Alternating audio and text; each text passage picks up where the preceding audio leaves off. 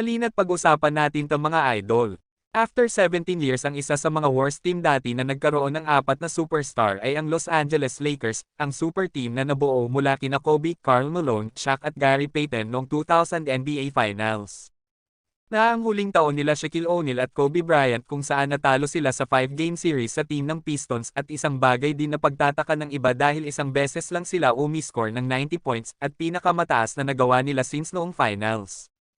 Na pwede ring maitulad sa Clippers ngayon na mayroong James Harden, Russell Westbrook, Kawhi Leonard at Paul George na meron na rin silang record na 3 talo since nang dumating si Harden sa team.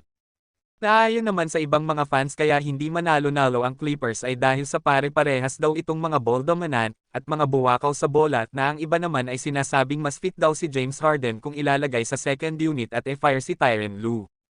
Pero masyado pa kasing maaga para ma-predict ang magiging ending ng team. Pero ang pinagkaiba lang kasi ng Lakers super team noon ay nakarating sila sa NBA Finals.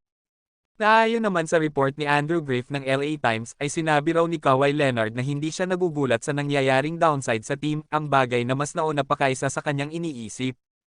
Nadagdag pa nga ni Kawhi ay nangyari na rin ito kina Kyrie Irving at Luka Doncic noong nakaraang season kung saan sila ay nag-adjust talaga mula sa maraming talo hanggang mabuo ang isang chemistry. At para naman sa Golden State Warriors at sa kanilang pangalawang pagkakataon ay muling natalo ang Golden State Warriors laban sa Cavaliers sa score na 118-110, at nanghuni dyan ang 22 points ni Caris LeVert, at 21.7 rebounds naman si Donovan Mitchell, 19 points si Darius Garland, 19 points ni Evan Mobley, 16.8 rebounds si Max Strus. Sa Warriors naman ay 30 points naman si Stephen Curry, 14 points si Klay Thompson, 12 points si Kuminga at 13 points si Draymond Green. Nagwagi naman ang Orlando Magic sa score na 102-97 kung saan dinurog nila ang Milwaukee Bucks na may Giannis Antetokounmpo. Sa unang quarter ay parehong nagpakitang magandang numero ang dalawang team mula sa 36 points para sa team ng Orlando Magic hanggang second quarter na umabot pa sa 16 points lead bago ang halftime. Sa third quarter ay nagawa pang makahabol ang Bucks dahil kay Giannis mula sa 11 points lead. Ng Orlando Magic ay naitabla pa ito ng Bucks ngunit napanatili pa rin ng mga batang player ng Magic ang kanilang magandang opensa hanggang matapos ang third to fourth quarter.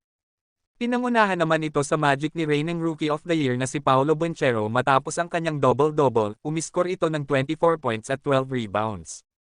At mahusay din ang ipinakita ni Franz Wagner na may sariling 24 points habang ang kanyang kapatid na si Mo ay umiskor naman ng 19 points from the bench, at 20 points naman and 11 out of 5 shooting para kay Jalen Suggs. At para naman sa team ng Milwaukee Bucks ay pinangunahan ni Giannis Antetokounmpo ang lahat ng scorers na may 35 points dahil hindi rin nakapaglaro si Damian Lillard.